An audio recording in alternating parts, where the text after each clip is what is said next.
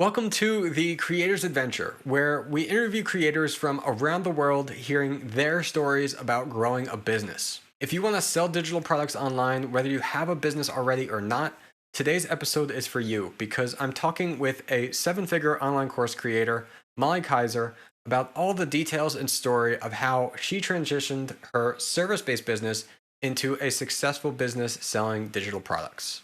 Hey everyone, I'm Brian McAnulty, the founder of Heights Platform. And before we start today's episode, I want to announce the winner of our Ultimate Course Creator Toolkit giveaway. If you've been following the show, you know that last month we had a giveaway with over $6,000 worth of prizes, including a brand new camera, lighting setup, our course, our software, strategy call with me, and more. So the winner of that was Michael Smith from Tacoma, Washington. Congratulations, Michael. We've already been in touch with you via email. And for everybody else who entered, thank you so much for supporting the show. It really means a lot to us. Now, let's get into the episode.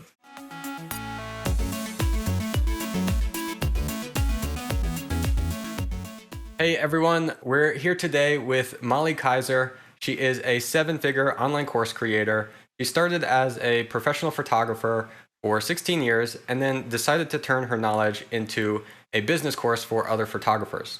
Today, she teaches online courses to help others build their own courses and grow their businesses online. Molly currently lives in New Mexico with her husband Aaron and her dog Franklin, and you can often find them camping in the mountains, road tripping, or around a campfire with friends. Molly, welcome to the show. Yay! Thanks for having me, Brian. So, my first question for you, Molly, is what would you say is either the biggest thing that you did or that you are doing that has helped you achieve the freedom to do the things that you enjoy? Ooh, love this question. This is pretty much what I am just thinking about every single day. How can I get back more time freedom, more financial freedom? The biggest thing that I've done is definitely digital products. As you shared in my intro, I was a photographer trading my time for money. And, I loved it, but I realized, I would never be able to travel a lot. Like if I took time off to travel, I would lose out on, the income. If I wanted to move to another state, I wouldn't be able to do that, which I'm from Wisconsin and now I live in New Mexico. So you know that I was able to do that. Um, but yeah, I basically just saw it as, a way for me to have more freedom by adding digital products to my business. So that would be the number one way that I've done that is creating things like um, ebooks, but mostly online courses is like the bulk of the passive income revenue. Got it. So, what kind of photographer were you actually specifically? Yeah, so I've pretty much done it all, but I dropped out of college with 81 cents to my name. I was living with my grandma and I was able to rent a camera from the library. I didn't even own any equipment. Pretty sure I was still renting a laptop from like the college or something. And I started out doing weddings off of Craigslist. So, I mean, yeah, I really hustled. I knocked on doors of businesses and I would be like, for $200, I'll take photos of any products. Like, I was just like, I need to make money to pay my bills.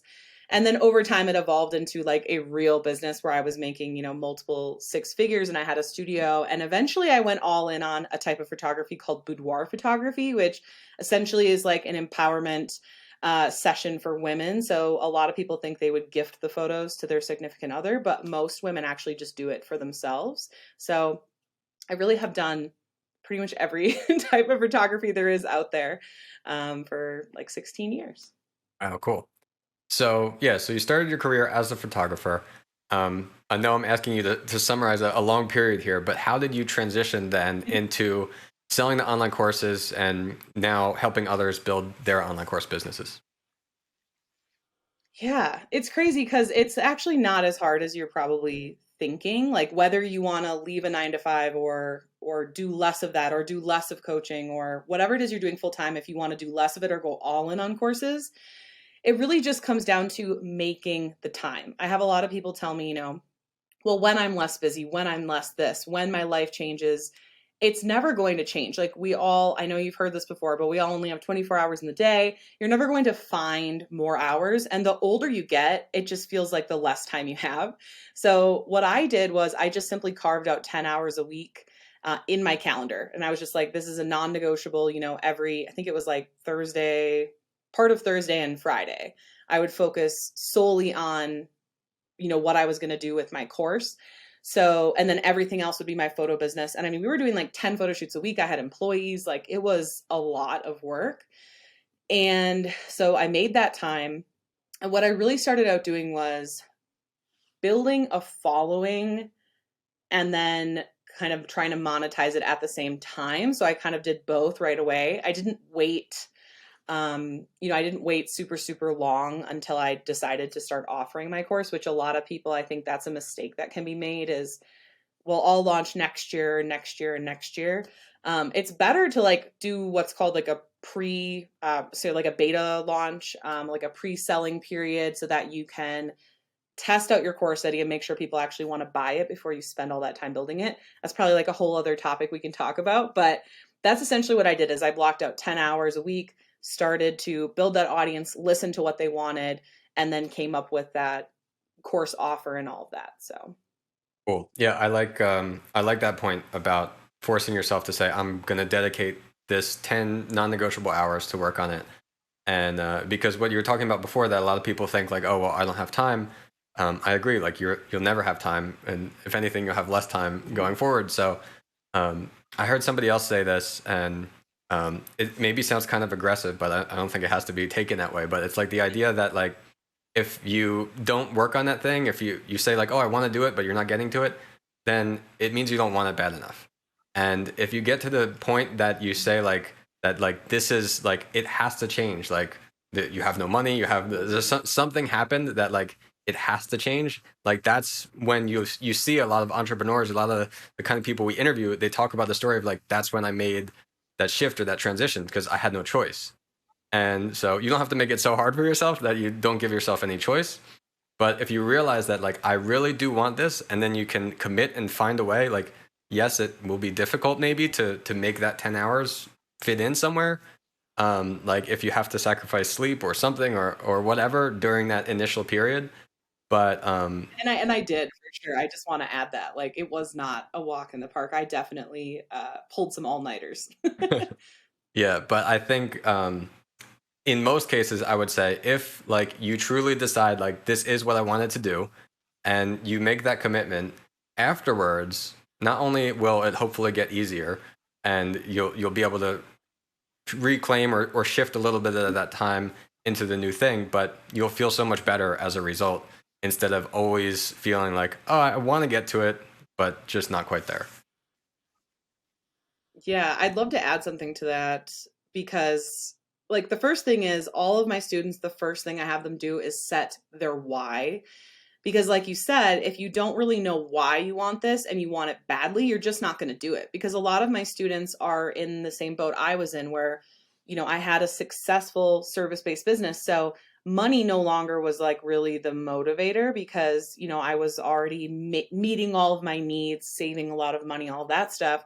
But it really became more of, I really, really wanted that freedom, And so you have to figure out, why do you want an online course? Because, I do see it where people are just like, oh, I want a course, but they haven't figured out why they want it badly enough to like sacrifice something to make it happen because, they might already have a successful business somewhere else.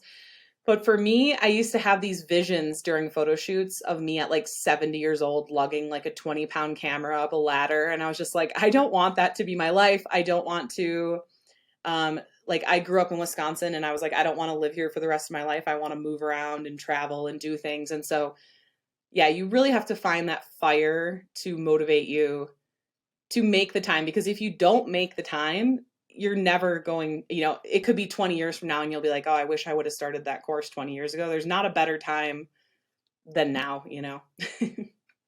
Well, yeah, I agree. I think that's definitely a good reason. Yeah, the why can't be about money, because even if you aren't making money that you're satisfied or and that you need or whatever right now, eventually, hopefully, you will be. And if your only why was the money, then you'll get burnt out and you won't want to keep doing it anymore. So there's got to be a reason. Why did you want the money? To be able to continue beyond that and continue to grow. Yeah, that is solid advice. Very good. I love that. Awesome. Cool. Yeah. Well, I think we're on the same page here with that. So you went from what is like the service-based business, as you're talking about the photography, to selling the digital products. So what would you suggest in addition to saying like, okay, I want to block out this time to start working on it? What would you suggest to somebody who they run a service-based business and they say, okay, now I want to sell either online courses on the side or some other kind of digital product? Yeah, are you saying like what would I recommend for them to like get Yeah, like started? how can they transition to do that? Yeah. So yeah, block out the time obviously is important. And then I would recommend choosing one social platform to start building an audience on, because I do have a method that I can share about how to get sales for your course right away, even if you don't have a following. But whether you do that or not, eventually you are going to have a following. Like it doesn't matter who you are, what your course is, like you're going to need traffic at some point. And with my photo education, I started with only organic free traffic, and we had 80 to 90% profit margins, which I would highly recommend. It is very nice to have very high profit margins. So I'll share with you guys what I have my students do. The first thing I have them do is, believe it or not, I have them start, if they don't have a following, I have them start a Facebook group. And I'm with you. Facebook, it's not my favorite platform anymore by any means, but a group is still such an easy way. And you only need to get 200 people in your group and then start conversations with them. You're not going to cold message them or anything. So essentially what you're going to do is you're going to invite people to your group, keep doing that until you get to 200. You can friend ideal clients from other groups. You can invite people from your friends list. There's a lot of different ways to do it. Once you're at about 200 people, you're going to make a few like nurture posts where you're sharing your knowledge and just adding value to them. And then you're also going to make a couple posts saying, hey, I'm looking to help, 3 insert ideal client here with insert problem here to get, insert result here. So like I'm looking for 3 women who want to gain time freedom by creating their own profitable online course, something like that. And then be like, comment your favorite emoji below. So all they have to do is just comment an emoji. Very easy. They know exactly what to do, which is important. People are not going to engage with your post if you're not like clear on what the action is they should do. And then once they engage, you're going to reply to their comment and say, hey, look for a PM from me. And then you're going to private message them and just say like, hey, I have this course coming up. So what you're going to do is you're going to only think of what's the result your course is going to get, what's the name of your course, what's the curriculum, and what's the price. So you're not going to build the whole course out. I definitely don't recommend that. And then what you're going to do is you're going to decide on a date that the course is going to start live. You only have to teach it live once. But what you're doing is you're essentially lowering your risk by a lot. Instead of spending months and months and months building up this following and building up this course before you even know if anyone's going to buy it, you're going to go ahead and pre-sell and beta launch this course right away. And the worst case scenario is no one buys it and you adjust your offer and you adjust your price and you try again until you get a sale. The best case scenario is people buy right away. You teach the course live and then you can go ahead and put it into a software, automate it, eventually turn it to passive sales. So just to recap, the first steps I would do is if you already have a following, keep growing that or start a Facebook group. Decide what your course name, price, offer, and course start date you're going to do it live. Start to sell people in, teach it live, then automate it. That's as boiled down as I can get it. Yeah, that's great. Yeah, perfect. Because I was going to ask you, so like, okay, well, which social media platform? So the Facebook group is what you recommend. And then I like that idea of having the very easy to answer question, just to have somebody in some small way express some kind of interest. So you know that there's somebody who that they want to communicate with you. They're inviting you to do that in some way, rather than you going out there and having to cold message people. Especially like if you're somebody who you don't have a sales or marketing background, even if you do, maybe it doesn't feel great to do that. You don't enjoy probably like going around all day messaging people and hoping that they have some interest. But this way, like they're telling you, hey, like basically, I want to talk with you. I want to hear more from you. So I think it's an easier way for like not only more effective, but an easier way for someone to get into it and feel more comfortable doing that. I also like that. Yeah, and as you can imagine, oh, sorry, go ahead. I was just going to say the last thing I liked is how you mentioned the importance of first thing you do is have the result for your course. We always say that you got to base the course around the result. So yeah, that's the number one thing. Don't worry about all the curriculum and all that just yet. It's just what's the result that you want to promise and give to your customers. I love that. And yes, what is the one result? I would love to share a little bit about that if you don't mind. Yeah, sure. I have, um, I just want to give you guys some examples of what would be like a good course topic, or, there's no bad course topics. I want to start with that, but you might just be too broad and you need to like narrow it down more and position the course idea correctly. So, one of the number one course ideas I get from people is I want to help women be more confident, or I want to help women be happier. And these are good starting points, but that's not like a clear result. Who are you helping? How are they going to be happier? What are you teaching them to make them happier, to help them get that result? So for me, my course could be I help women become happier. Like my course, profitable courses, that could fall underneath that. Like I help women make more money, and be happier. But that's not what my course is. My course is helping you create your own profitable online course, one clear result. So that's just something I really want to share, because I do find people, I don't want to call it a mistake because you're on the right path, obviously, but you do need to hone it in more. You have to think of, why would somebody pay me, for this result? And when people look at exchanging their money for something, they're going to look at, okay, I'm handing over this much money for this result. And so if they were like, well, why would I hand over $1,000 to be happier? Versus if your course was like, I help women shave a minute off their marathon. That's like a very clear result that people would be willing to exchange money for. So anyways, just wanted to like rant on that for a little No, bit. yeah, I like that. That's a great point. Like, yeah, we do a lot of for our own creators, like asking them, like, "What's your result?" and then reviewing it to make sure it is actually clear. They're not like using too many buzzwords or something like that.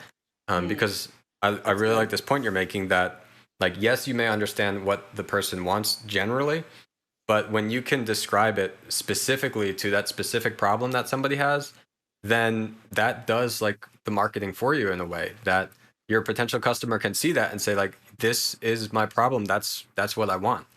And so if you just tell them like, oh, you're going to be happier, then like they could they could respond to that and say like, well, everyone wants to be happier, but I don't how is this going to relate to my problems and my unique situation? So when you're able to Getting a car communicate. wash can make you happier, but the car washes aren't going to say, we help you become happier. Yeah, exactly.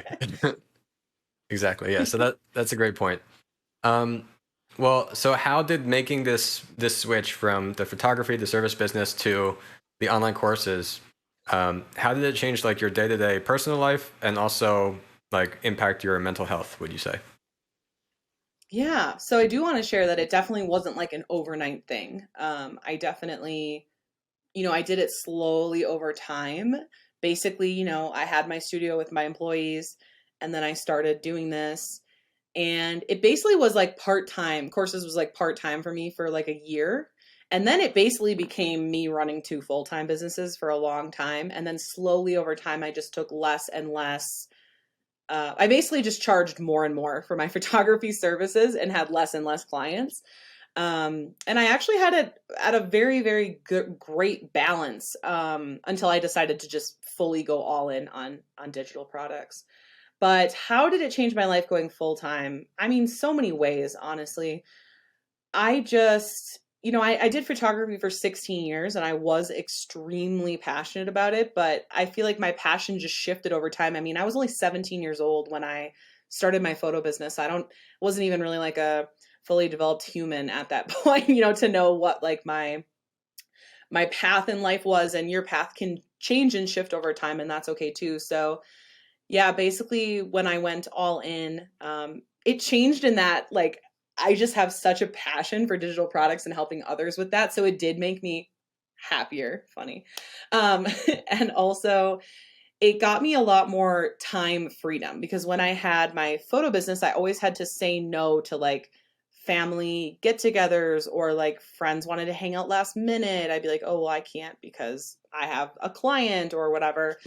So now, I do plan my business in advance and I set goals and all those things, but really every morning I wake up is a new day. I can do whatever I want. It's very rare I ever have anything on my calendar.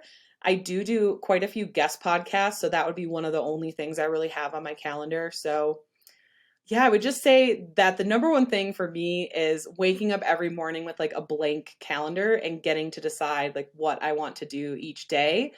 And also, even though I have these projects set, if there's one thing I don't feel like working on for that day, I'll just be like, okay, well, I'll work on this thing over here and then I'll do this one later. And it works really well for me to get to sort of pick and choose what I feel like working on for that day. So, yeah, just overall freedom. And then, of course, there is uh, more money, which is always nice. But once you make so much money and you meet your needs, like you said, it's no longer the why.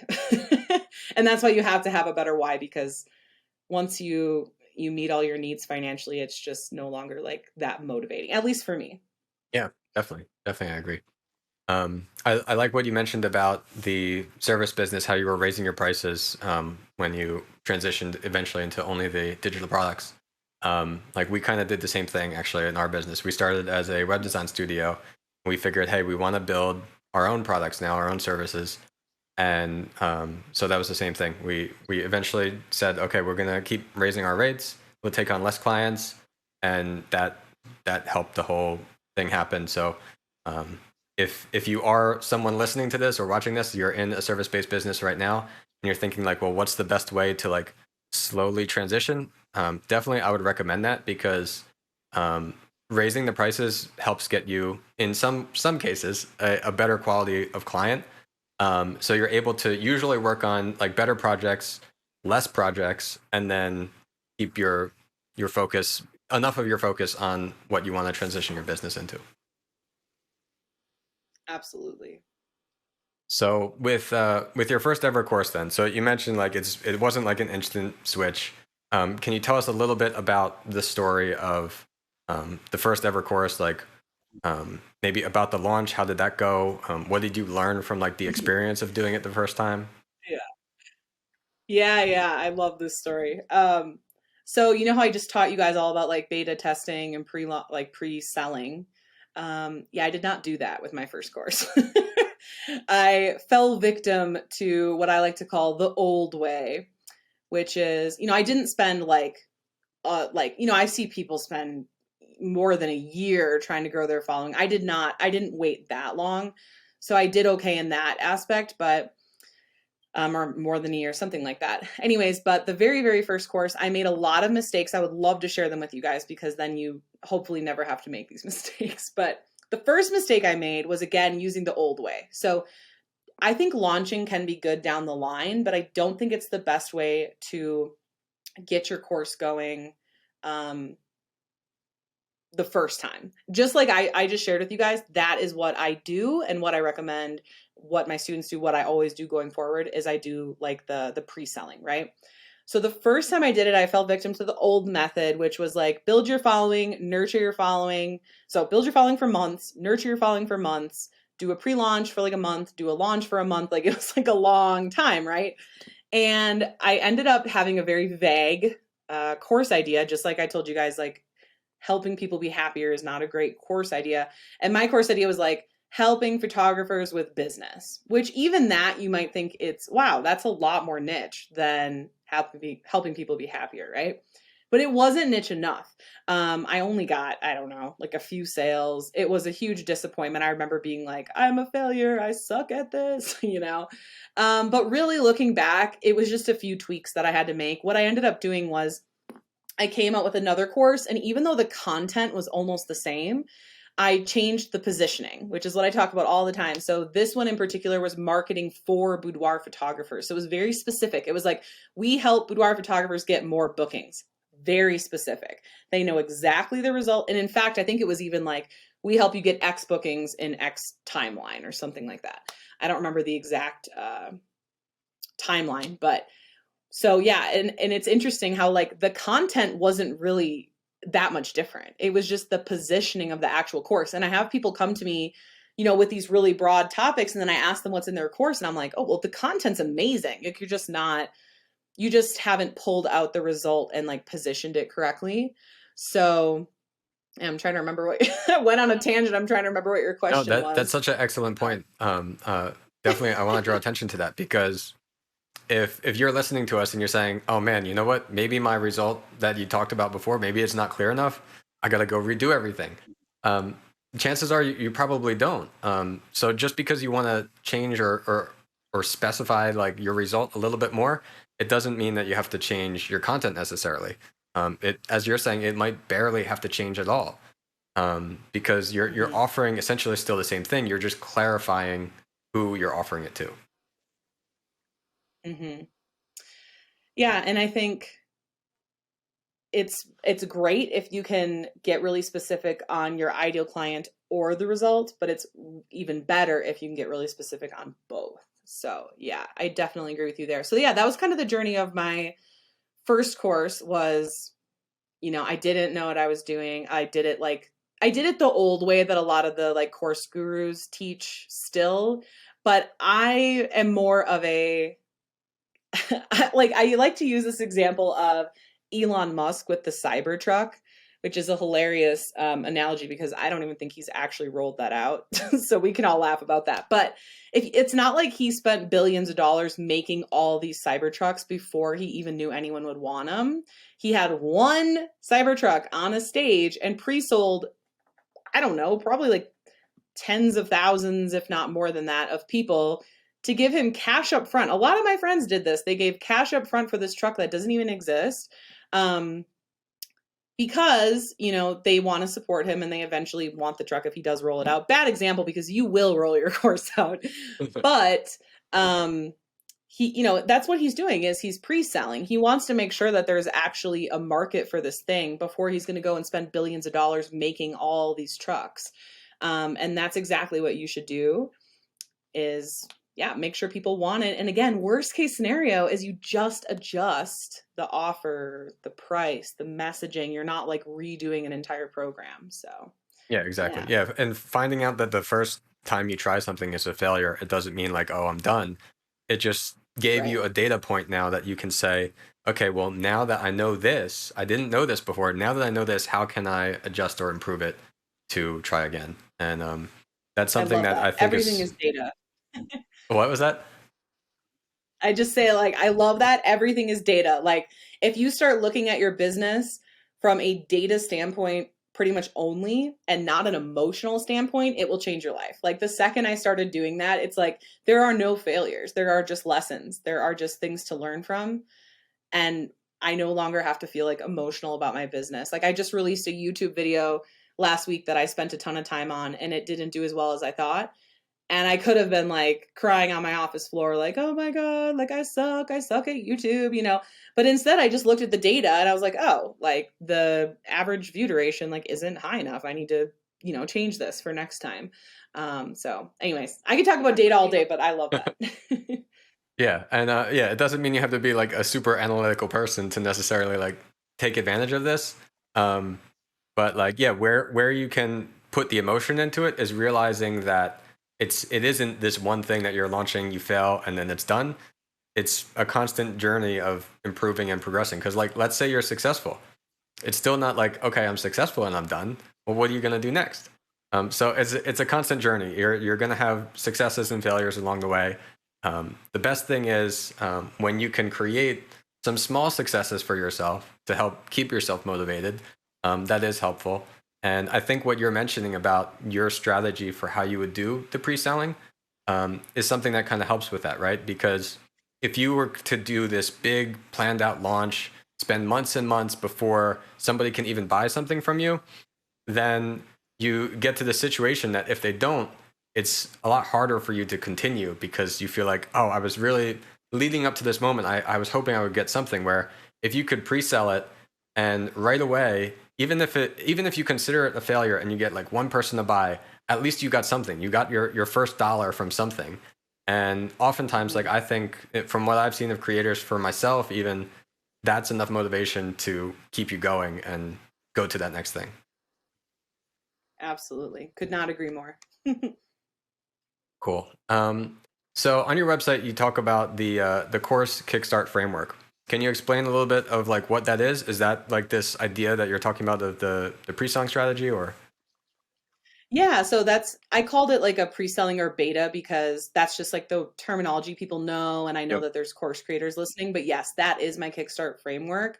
I just gave it its own name because it's not exactly the same as how everyone else beta launches, you know? So, yeah. Cool. Can you share then like maybe a little bit of details about the story of like your most successful course launch? Like, did you use that framework? Like, how did that go? Yeah, so I don't like, so I used to do a lot of launching. I've had multiple six-figure launches before. So I had a launch that was multiple six figures, just to clarify. And then some of my other launches were, I don't know, 50 to 100 and something thousand. So I used to do a lot of launches. I don't do a lot of launches anymore. So, like I said, whenever I start a course, I always do my Kickstart method, which is kind of like a beta test. Um, but I'll talk, excuse me, I will walk you through what I do now. So, launching, again, like nothing against it. If it's something you love, that's totally cool. For me, it's just like really stressful, you know, because again, unlike beta testing, even if you already know your course sells, you're essentially building your email list a lot of times with ads and then essentially just like crossing your fingers, hoping that these people convert, especially if it's the first launch you're doing. Now, of course, if you have a launch that you do that is successful and you repeat that, that is super smart because then you pretty much know for a fact that it is going to convert. However, maybe Facebook ads change, maybe your targeting changes, maybe you don't get the right people and maybe it doesn't convert. So I do find launching to be very, very stressful in that regard. Mm. Um, I do something very similar though. It really depends on what your definition of launching is. I think of launching as like getting these, like adding a bunch of people to your email list, you know, pre-launching them, like doing certain content, and then having this big email series, probably like a handful of webinars or a challenge or something like that. I do something that's sort of like, I guess it's kind of like launching light. I never thought about it that way, but essentially what I do is I beta test the course, and then I teach it live. And then I focus on, I either take those live recordings and just put them in course hosting if they're ready to go. If they're not ready to go, like maybe you've learned, because another great thing of doing your course live is you're going to get a lot of feedback from people because you might be sitting there thinking, well, I know exactly what needs to go in my course. I'm going to tell you right now, you don't. Because the second you Definitely. teach it live, you are going to get so many questions from people that you never thought of. And then you're going to be able to either go back and edit those videos or just re-record them all together. Whatever you want to do, it's totally up to you. Usually, since I've done this a number of times, I'll just take the recordings and then maybe record another like FAQ video or something to go with it. And then I'll host it in my course hosting software. Then once I have that, I like to do so you don't have to go this extreme. I'm a little bit extreme because I've been doing this for a long time, but I like to do a live webinar every single week until I get it converting. So essentially what I'm doing is I'm sending traffic to a webinar that is promoting my course, and I just do it every week until that webinar converts at the stats that I want. So that could be a month, that could be 6 months. It just depends, you know, how hard is the market I'm going after, like how much competition is there, like how long will it take me to nail the messaging and all of that. Once I nail that webinar and I get it converting really well, then I just simply automate it. So I'll take it, take the recording, and I'll put it into what's called an automated webinar funnel, which is essentially a series of web pages where they put in their name, their email, then they can watch the recording, and then it goes to a checkout page. So it's pretty easy, like an opt-in page, thank you page, webinar replay page, and a checkout page. I don't even really do sales pages at all. I don't even think we have a sales page. We just do webinars. So that's pretty much it. So the beta, you know, kickstart, which is what I call it, do the kickstart. Then you do your live webinar over and over until it converts, and then you automate it. And then your job just becomes sending traffic to your automated webinar funnel, which is where I'm at now, which I love so much more than launching. I do still, occasionally do like a promotion or a challenge or something for like an influx of cash, but I just find it so much nicer every day to wake up being like, oh, like I know we're going to get consistent sales every day from our auto webinar, and then we can just supplement with little promotions and things if we want to, but we don't necessarily have to, versus spending 6 months crossing your fingers, be like, we need this launch to work because we just spent 6 months of cash or whatever. So yeah, I hope that makes sense and maybe resonates with some of you guys. No, it does. I think that's great.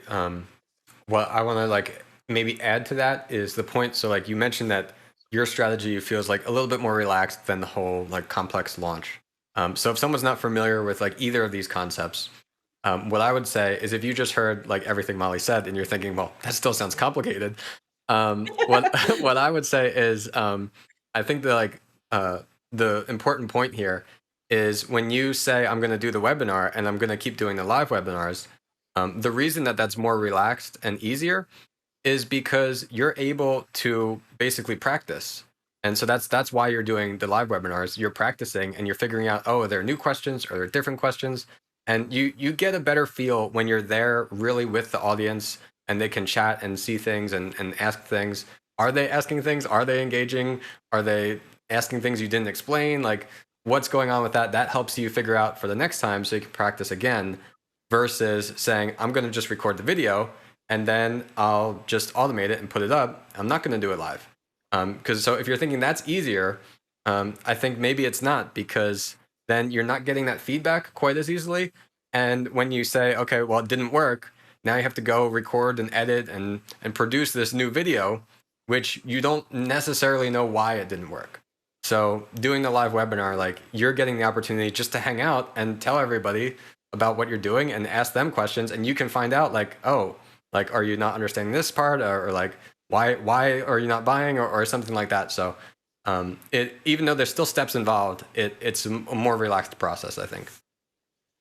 Yeah, and I just want to share with you all another huge mistake I've made, which by the way, I now look at mistakes as like a great thing, because like the quicker you can fail and make mistakes, the quicker you're going to learn that lesson and move on. So I just want to share that. But back when I used to do a lot of launches, you're going to hopefully die laughing at this. If you've made this mistake, hopefully this is about to change your life. But every time I would do a launch, I would do a new sales page, a new webinar, new branding. Why? I was just making it harder on myself and costing my business way more money. And I think it's because I just am a creator by nature. And I think, if you are a course creator, you're also a creator by nature. So I don't know. I what I learned now is just like Brian was saying, like, just because I'm doing the webinar every week, it's the same webinar. I'm not like making a new webinar. It's the exact same. So it is really easy in terms of like, it's going to be work up front to make that initial webinar. But once you've done it, let's say the first time you do the webinar live, let's say that only 2 people show up. Well, now the data point you need to fix is either you didn't get enough people to register or not enough people showed up. So you need like more reminders for them to show. Now, let's say a lot of people show up, but only 1% of them bought on the live webinar. Really, you want to go, I like to shoot for 10 to 20%, but even like you need at least like probably 5, depends on the cost of your course. But now you can look at, oh, well, my offer probably isn't as good as it needs to be, or I didn't like nurture them enough or explain my offer throughout the webinar. Then if you get people to show, and you get people to buy, but you're noticing like people are going through your course and they're not the right people, like maybe now you need to adjust, make sure that you're attracting like more of your ideal person, so you're really just doing it every week so that you can speed up the process of like, because if you the speed of the process of getting it good, because basically a lot of times I've made this mistake so many times. When I started profitable courses, I was like, oh, well, I've done hundreds of webinars. Like, I don't need to do it live. I'll just automate it from day one. Like, I know everything. I'm a goddess, and it bombed. It totally bombed. We spent like, I don't know, $15,000 running ads to it to like we lost money on it. Um, so yeah, I don't know. I've just learned like it doesn't matter who you are, it doesn't matter how advanced you are with webinars. Like if you're doing a new offer and a new webinar, I can't recommend enough to do it live and get it converting because if you automate a webinar that doesn't convert, that's all you're just automating something that's not going to make sales. So, anyways, I'll get off my soapbox now. No, that's an excellent point. I'm glad you explained that. And yeah, just tweaking the things that you have rather than redoing it is the solution. And like I think Don't do a some new sales creators, page every time. yeah, some creators I think might say like I would have said to myself early on, well, what about like everybody saw this and so now I have to change it. It has to be different. But like if you look at it and if it didn't work out for you and if people didn't see it, then like the reality is people didn't see it. So like you don't have to change it. You can keep the same offer because if it wasn't successful, like people haven't seen it yet. So show it to some more people and change the thing that didn't work out for you. So as you mentioned, like was that the point of getting people to register? Was it the point of okay, they registered but they didn't show up? Or did they show up but then like figure out that spot where you can find some information of what you need to adjust and just adjust that part first. And then from there just keep building on that into eventually what you can improve into the best possible thing. Yeah, absolutely. Awesome. All right. Well, Molly, I have one more question for you. We like to ask on this show if you could ask anything to our guests. So anything you're curious about, anything like you want our guests to think about, what would, or sorry, not our guests, our audience. So you're our guest. If you could ask anything to our audience that you want them to think about, that you are curious about to hear from them, what would you ask them? Yeah. Something that really changed the trajectory of my business was a mentor asking me, "Why are you doing so many things?" And the question was also, if you put all your focus on one thing, do you think you could grow further than where you are now? So my question for you all is because I know, I had a service-based business, I had an agency, I had a course business, I had all these things. Ask yourself, if you do you think if you went all in on one of those things that you could be more successful if you're putting more time because you're putting splitting your time. If you put all your time into one, do you think you could be more successful? Awesome. Yeah, it's a great question, great thing to think about. Yeah, and if the answer to that is 100% yes, then maybe that's what you should do. All right, cool. All right, well, Molly, thank you so much for coming on the show. Before we get going, where else can people find you online? Yeah, so my name is just Molly Kaiser on every social, so just my name. And then we do have a free it's a webinar, so it's an automated webinar. So if you guys want to see like how I do my webinar or you want to learn more about how to position your course, how to create your curriculum, how to sell your course, the link is profitablecourses.com/class. All right, awesome. Thanks so much, Molly. Thank you.